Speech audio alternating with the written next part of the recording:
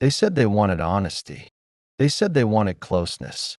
But the moment you gave it to them, the moment you opened up and showed something real, they changed.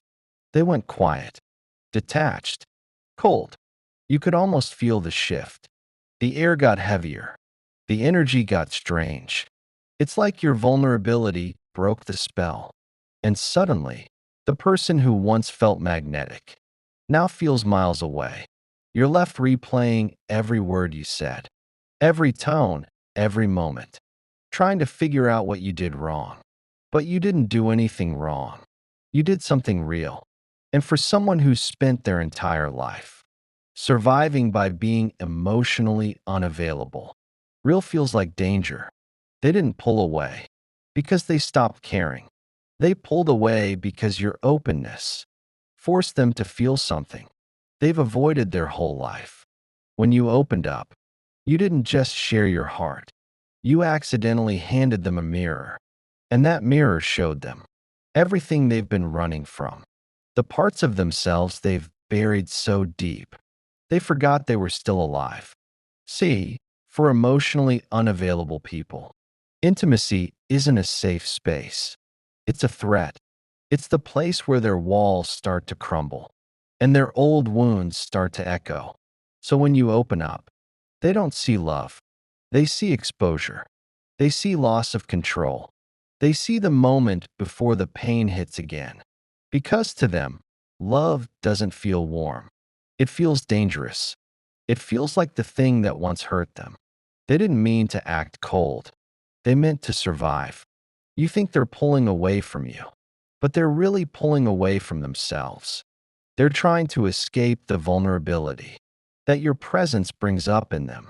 You remind them of the tenderness they were once punished for showing. You remind them of the version of themselves they had to shut down just to make it through. You didn't scare them with your words. You scared them with your clarity because you see them, really see them, and they don't know how to stay seen without feeling small. That's the paradox of emotional unavailability. They crave connection, but they're terrified of what connection asks them to face. When you opened up, you crossed into the one territory they don't know how to handle: authenticity. Because authenticity breaks the script. It ends the performance.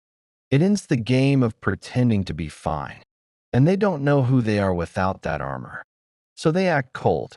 They get distant. They start to look for reasons to detach. Because detachment feels safer than depth. And you start to wonder if maybe you came on too strong. If maybe you said too much. If maybe you ruined something that was good.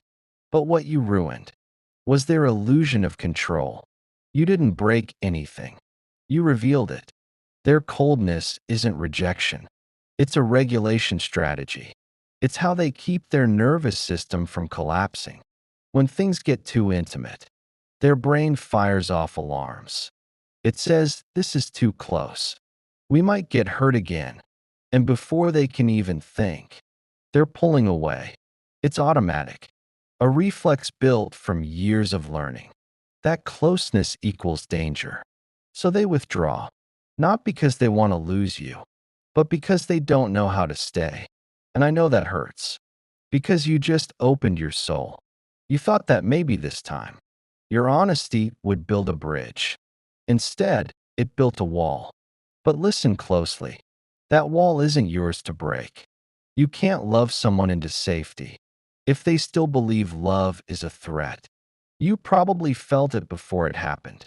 That quiet shift in their energy, the slower replies, the subtle excuses, the silence between the sentences. They start showing up differently. Less warmth, more distance. Less laughter, more walls. And you think maybe they need space. But it's not just space they need. It's control. Because control is what keeps their world predictable. And vulnerability, yours or theirs, is unpredictable. Your openness, your emotional honesty, your willingness to love without armor. That doesn't scare a healthy person. It disarms an avoidant one. You see, They didn't fall for your words. They fell for your energy, for the way you made them feel seen. Without demanding they reveal too much. But once you started showing your truth, they felt the balance shift. It wasn't light and easy anymore. It was real, and real felt too heavy. Their system isn't built for emotional reciprocity. It's built for self-protection. They crave closeness, but only if they can manage the distance. They want connection, but only if it doesn't ask for accountability. So the moment you invite them into something deeper, they retreat. Because for them, closeness equals exposure, and exposure equals pain. You didn't misread it. The chemistry was real. The connection was real. The coldness is, too. They're not pretending. They're protecting. And I know it feels personal, like they suddenly stopped valuing you. But it's not about you. It's about what being close to you activates in them. You showed them warmth. And warmth is what burned them before. They'll tell themselves stories that you're too emotional, that you're too intense, that they just need time. But what they're really saying is, I don't yet feel safe enough to be seen. You can't teach them. That's safety by dimming your light. You can't unfeel your truth just to make their silence easier. Because love doesn't grow in half-truths, and intimacy doesn't thrive where fear runs the show. So what do? When they turn cold after you open up, you stop chasing the warmth you gave away. You hold it for yourself. You stop trying to prove that your openness was a gift and start remembering that it was. You realize that you didn't scare them. You simply woke up something they're not ready to face. And maybe, just maybe, your honesty wasn't meant to keep them close. It was meant to show you who could handle it. When they turn cold, something inside you panics. It's not logic. It's your nervous system remembering. That drop in energy, that sudden silence.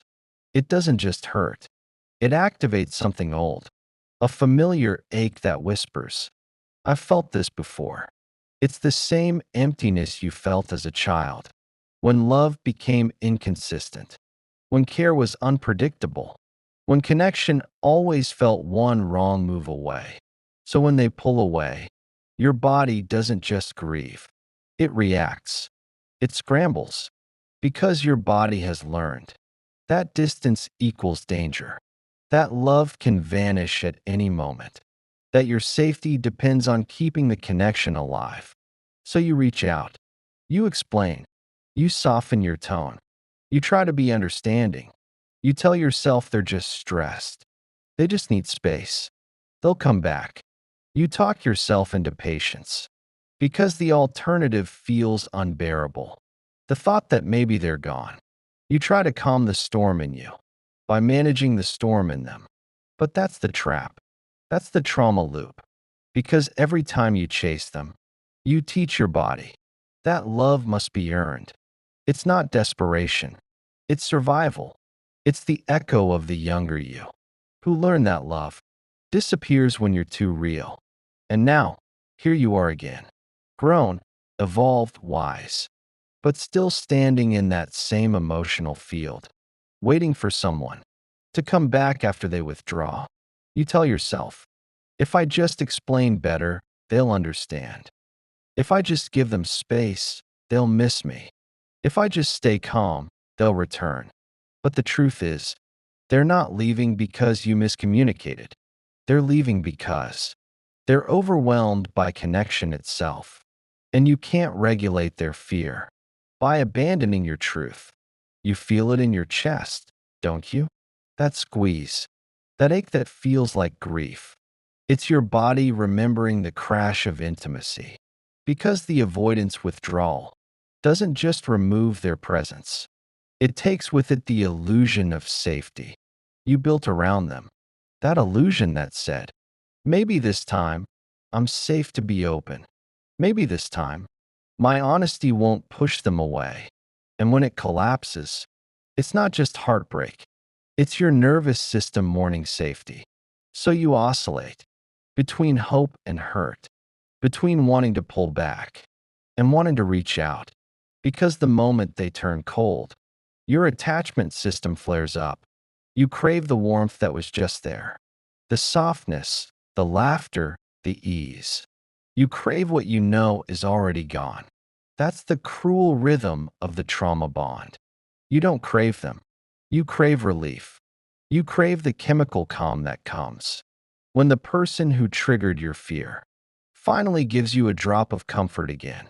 It's not love that keeps you chasing. It's cortisol. It's adrenaline. It's your body begging to close the loop. And that's what they don't understand. They think you're being clingy. They think you're being intense. But you're not chasing them. You're chasing regulation. You're chasing the feeling of being okay again. And that's the heartbreak. You keep trying to heal through the very person who keeps reopening the wound. You start to internalize their distance. You start to question yourself. Did I share too much? Did I make them uncomfortable? Am I too emotional? But that's not the truth. The truth is, you finally stopped performing. You finally showed up real. And realness makes the emotionally unavailable flee. They say they want authenticity, but only when it doesn't demand vulnerability. They'll say things like, I just need space. I'm not good at expressing emotions. I don't want to talk right now. And you'll twist those words into hope. You'll think, okay, they just need time. But time doesn't fix avoidance. Time only resets the cycle. Because what they're really doing is pulling away to regulate their discomfort instead of communicating through it. They withdraw to regain control. And the second you feel that control slip, you try to restore it with closeness. Two nervous systems, both in survival mode. One running, one chasing. But here's what you need to know.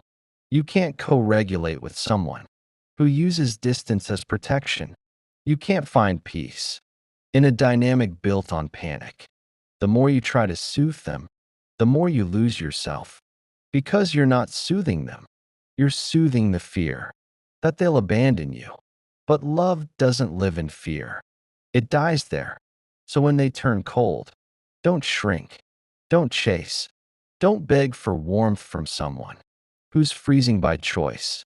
Pause. Breathe. Feel what's rising. That ache. That panic. That deep pull to fix it. That's not your intuition. That's your nervous system asking for safety. And you can give it that, not by chasing them, but by staying with yourself. Sit with the discomfort. Let the silence echo. Let the absence sting. Because that space, between their coldness and your reaction, that's where healing begins. That's where you learn to stay. Not with them, with you. You learn that you don't need to fight for love. That disappears at the first sign of honesty. You learn that someone turning cold doesn't mean you were too much. It means they were too closed. Your vulnerability wasn't a mistake. It was a filter. It revealed who can meet you there and who can't. You're not being punished for your openness. You're being protected by it. Because the people who are meant to stay won't disappear when you show emotion. They'll lean in. They'll stay steady. They'll hold the moment instead of fleeing from it. The one who acts cold when you open up is teaching you what you no longer need to tolerate. They're showing you your own growth, that you can recognize withdrawal and not make it your fault. You can see their pattern without internalizing it. You can let them leave without losing yourself. Because you're not chasing love anymore. You're protecting peace. They'll come back, maybe. Avoidants often do. They'll test the water. See if you're still there. See if your warmth still waits. And part of you will want to let them in again. Because the love doesn't just switch off.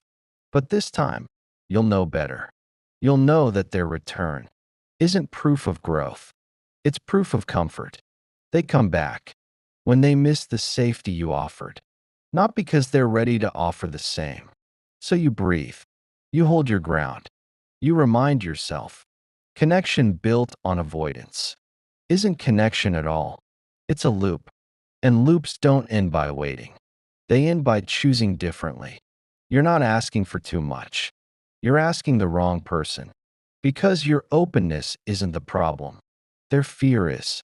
And your healing starts when you stop dimming your truth to keep someone else comfortable in their silence. You've done it enough times to know the pattern. They pull away. You feel it instantly. Your stomach drops. Your chest tightens. Your thoughts race.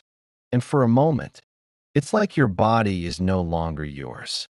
You're being pulled toward the silence, toward the distance, toward the ache of needing to make it right. But this time, you stop. You don't reach. You don't chase. You don't explain. You sit. You breathe. And you let the discomfort speak. It says, "This is what being unseen feels like. This is what waiting for love feels like. This is what it feels like when I abandon myself to stay close to someone else." And you listen, because for the first time, you're not running from the ache. You're facing it. You're meeting the part of you that has been begging for safety your entire life. Not safety from others, safety with yourself. This is where real healing starts. Not when they come back, not when they apologize, but when you stop outsourcing peace. When you realize that the coldness you fear isn't just theirs, it's your own internal winter that you've never learned to sit through. The one that whispers, "If I'm not chosen, I'll disappear. If I'm not loved, I'll lose myself." But you won't. Not this time. Because this time, you're staying with you. Your body is learning something new. That you can feel abandonment without abandoning yourself. That you can feel rejection without turning it into self-blame. That you can let someone pull away and not follow them into their silence. It's uncomfortable, but it's holy work. Because this is the moment you reclaim your energy. They don't know how to stay, but you do. You've always known. You've stayed for everyone. You just forgot to stay for yourself. You stayed for people who left mid-sentence. You stayed for those who punished your honesty. You stayed even when the room went cold. And now, you're unlearning that. You're learning that leaving them doesn't mean you're abandoning love. It means you're ending self-abandonment. Every time you choose not to chase, your body rewires. Your nervous system learns safety in stillness. It learns that absence doesn't mean danger anymore. And slowly, the panic softens. The ache quiets. The silence stops sounding like rejection and starts feeling like peace. That's the reprogramming. That's the healing. It doesn't happen with affirmations. It happens with action. Tiny moments of not reacting the old way. Every time you stay still, you're teaching your body, "I am safe even when I'm not chosen." And that's the truth most people miss. Healing isn't about never being triggered again. It's about what you do once you are. Do you chase? Or do you breathe? Do you try to fix it? Or do you sit in your own presence long enough to remember who you are? Because every time you rush to close the gap, you lose a piece of yourself. And every time you stay, you bring that piece back home. It's not easy. You'll want to text them. You'll want to explain one more time. You'll want to soften their silence with your warmth. But you can't heal someone's fear of closeness by proving you won't leave. That's not love. That's self-erasure. You can't make someone feel safe in your love if they're committed to mistrusting it. Their fear isn't yours to soothe. Their walls aren't yours to break. Their silence isn't your test. It's their pattern, and patterns only break when both people want them to. When only one person tries, it becomes performance, a one-sided dance, a slow emotional starvation that looks like love from the outside, but feels like emptiness within. You deserve more than that. You always did. So when they go cold again, and they will, you'll feel that ache again. But this time, you'll meet it differently. You'll breathe. You'll whisper to yourself, "It's okay. I know what this is." It's the same story trying to replay. Only now, you know how it ends. It ends with you not chasing. It ends with you not shrinking. It ends with you choosing yourself. Over confusion. The ones who act cold after you open up aren't bad people. They're scared ones. They want love, but on their terms. They want connection, but without risk. They want warmth, without vulnerability. And you can't build love without both. So you stop trying, not out of anger, but out of understanding. You let them be where they are, and you go where your soul is calling. One day, the same openness that made them pull away will make someone else draw closer. Someone who won't flinch when you're honest. Someone who won't need space every time you get real. Someone who doesn't disappear when you show emotion. They'll stay, not because they're perfect, but because they're ready. And you'll realize it was never your vulnerability that scared people away. It was their fear of meeting it. Until then, you keep choosing peace over panic. You keep showing up for yourself. You keep letting the right kind of silence heal the wrong kind of noise. You stop reading withdrawal as rejection. You start reading it as redirection. Because coldness after honesty is the universe's way of saying, this isn't your mirror anymore. And your heart deserves mirrors, not walls. So breathe, slowly, fully. Let their absence create space. For your presence, let their withdrawal become your return. You've done the hard part already. You opened up. You told the truth. You showed love the way it's meant to be shown. With courage, not calculation. That's not weakness. That's your evolution. You're not the one who got too close. They're the one who couldn't stay. And that's not your failure. That's your freedom. Because every time you open your heart and someone retreats, the universe is clearing space for someone who won't. And when that person arrives, you'll know, because peace will stay warm. You start noticing it in small moments. You wake up and don't check your phone first. You breathe without holding tension in your chest. You play a song that used to hurt, and it just sounds like music again. That's how healing sneaks in. Quietly, slowly, in the pauses between memories. Not through closure, not through their apology, through your acceptance. Acceptance isn't giving up. It's choosing not to fight what's already gone. It's saying, they're not who I imagined, and letting that truth be enough. You stop trying to reframe what broke you. You stop trying to make sense of the senseless. You stop needing to understand why they pulled away after you opened up. Because sometimes there isn't a why. There's just fear and timing and lessons. They couldn't meet you where you were because your openness highlighted their walls. Your emotional fluency made their silence louder.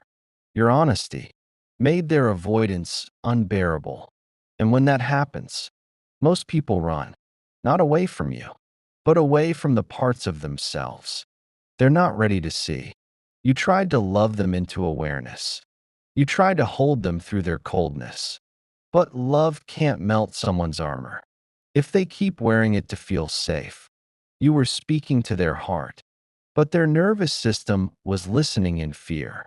So they withdrew, and you mistook their retreat for a reflection of your worth. It never was. Their coldness wasn't punishment. It was protection, the only language they knew for survival. And now you're learning yours. You're learning that your safety isn't something someone can give or take. It's something you create in the space they once filled. You're learning that silence isn't always loss. Sometimes it's space for clarity. You're learning that what once felt like rejection was actually divine protection. Because every time someone goes cold, when you show warmth, life is revealing who can hold your light and who can't. It hurts at first. Of course it does. You thought connection was about intensity, that closeness meant urgency, that love was proven by how much you could endure. But it's not. It's about calm. It's about safety. It's about being able to exhale in someone's presence without feeling like you're walking on glass. You start to see the truth. The right person won't get scared when you're real. They won't disappear when you open your soul. They won't punish your vulnerability. They'll see it as an invitation, a doorway, a mirror of their own readiness. And until then, you keep choosing peace, not because you've stopped caring, but because you've stopped begging. Begging for clarity, begging for consistency, begging for someone to love you in the way you love them. That version of love keeps you small, keeps you looping through hope and hurt. But now you see the cycle clearly. They act cold. You question yourself. You reopen your heart. They retreat again, not because you did anything wrong, but because their comfort zone is distance. And your growth is learning not to join them there. This is the hard truth. You can't love someone out of their emotional unavailability. You can inspire, but not rewire. You can model love, but not manufacture readiness. Their healing has to be their choice. Yours is to stop confusing love with labor. So you start pulling your energy back, not in revenge, not in silence games, just gently. You stop explaining your heart to someone who's committed to misunderstanding it. You stop performing emotional safety for someone who fears intimacy.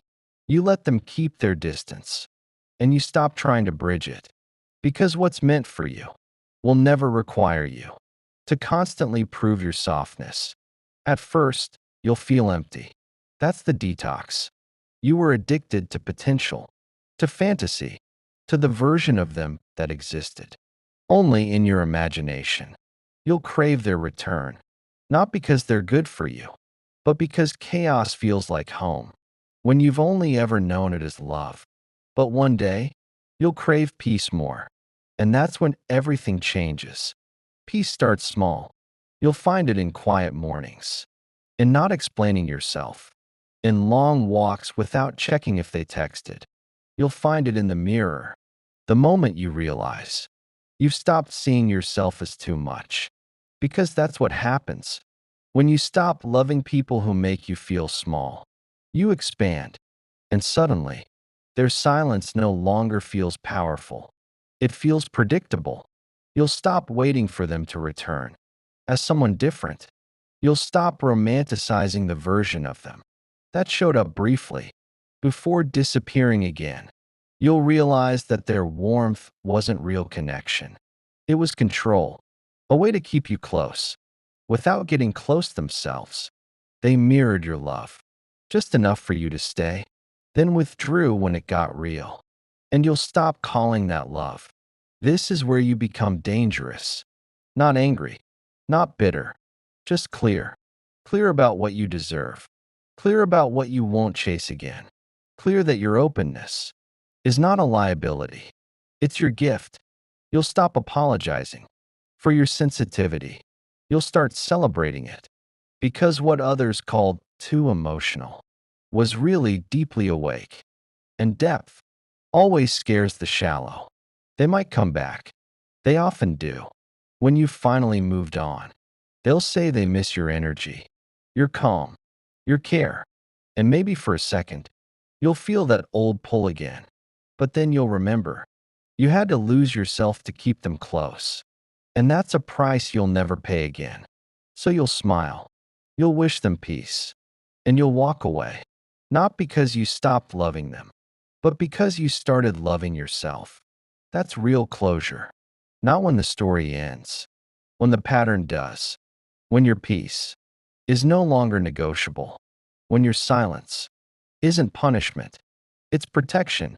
And when your love is no longer about saving, but sharing.